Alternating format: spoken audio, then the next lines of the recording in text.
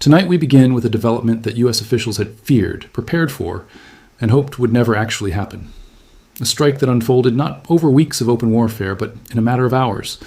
Hours that changed the strategic balance in the Middle East. Hours that sent shockwaves through capitals from Tehran to Tel Aviv to Washington.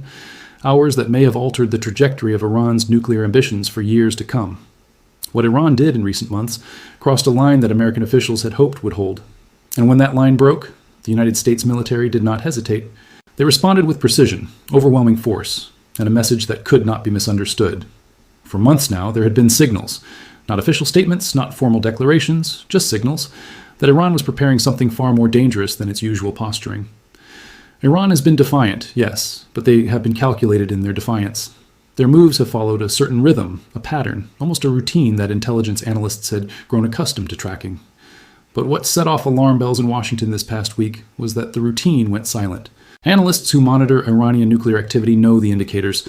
The satellite imagery showing increased activity at enrichment facilities, the sudden movement of centrifuge components to deeper underground sites, the unusual radio silence from IRGC communication channels, the sudden disappearance of key nuclear scientists from public view.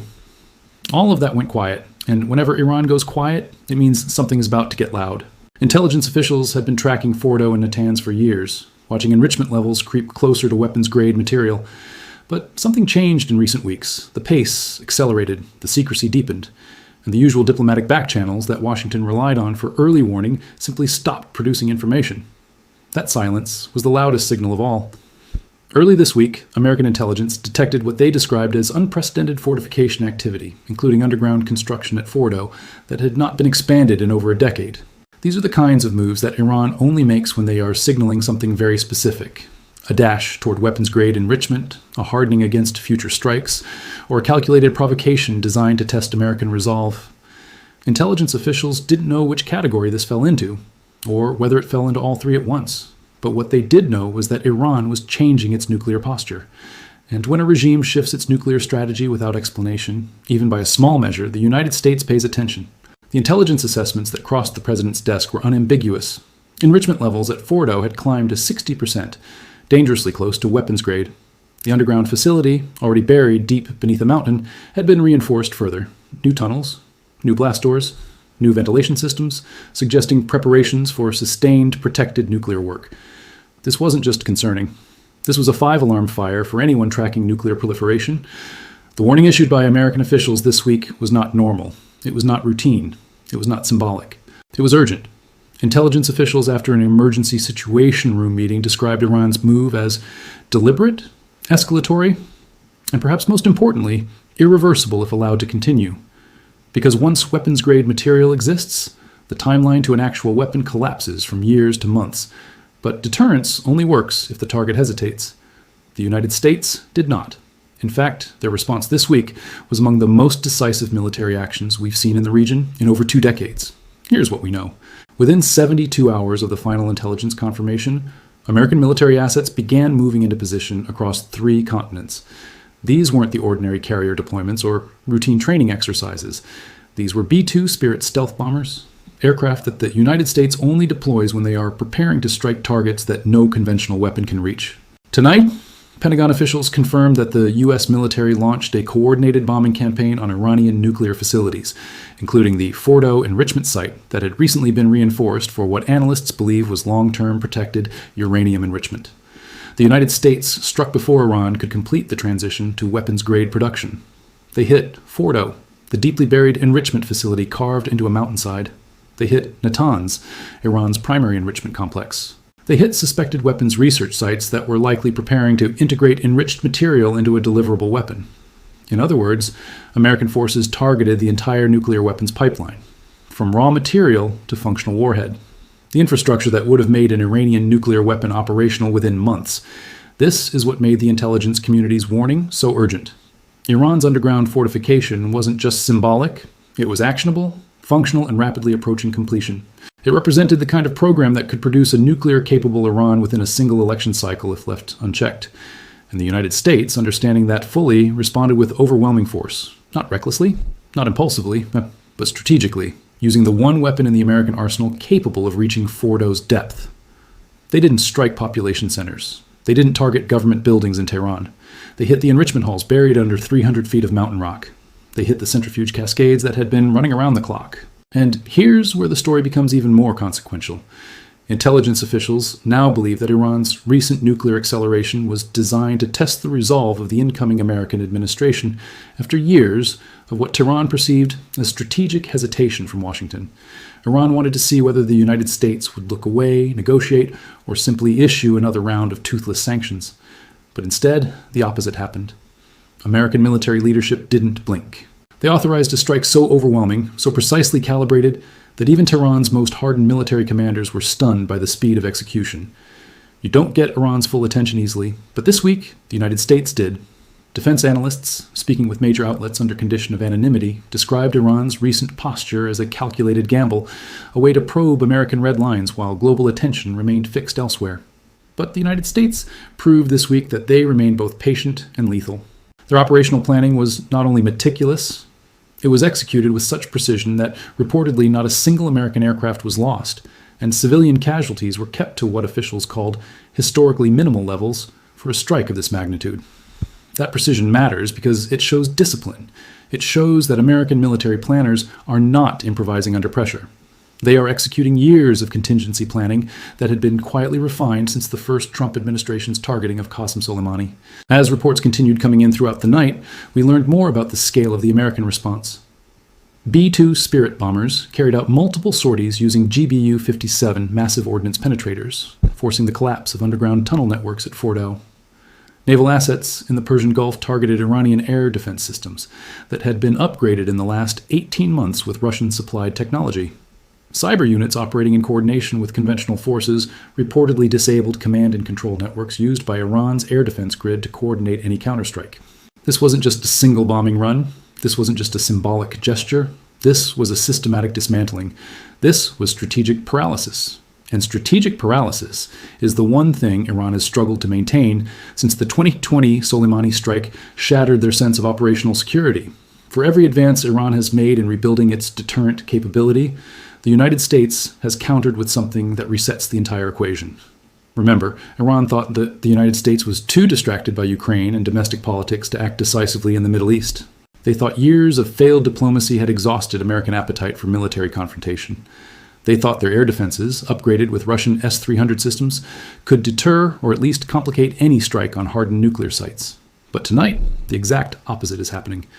American bunker-buster munitions penetrated defenses that Tehran believed were impenetrable. Iranian air defense systems failed to intercept a single American aircraft. And the psychological deterrent that Iran had spent years building, the idea that their nuclear program was now too protected to strike, collapsed in a matter of hours. What makes this moment so dangerous and so unpredictable is that Iran's nuclear acceleration happened at a time when the supreme leader is under enormous internal pressure. Hardliners within the IRGC want immediate, visible retaliation against American assets in the region. Reformist voices, already weakened by years of crackdowns, want de-escalation to prevent economic collapse. Regional proxy commanders in Lebanon, Iraq, and Yemen want direction on whether to open new fronts. And ordinary Iranian citizens, already suffering under crushing sanctions, want an end to the cycle of confrontation altogether. The supreme leader is balancing these demands while facing the most direct military humiliation Iran has experienced since the Iran-Iraq War. And when leaders in that position make sudden moves, they're not doing it from strength. They're doing it from pressure. They're doing it from vulnerability. The Pentagon statement, now being distributed through official State Department channels to allies worldwide, was designed to signal that the United States is not willing to allow Iran to cross the nuclear threshold. Defense officials said plainly that Iran's enrichment activity was inconsistent with its obligations under international non-proliferation agreements. That is diplomatic language for, we caught you building a bomb and we stopped it before you could finish. You don't usually hear that tone from the Pentagon unless something existential is at stake. Meanwhile, the president addressed the nation in a sober, resolute speech tonight.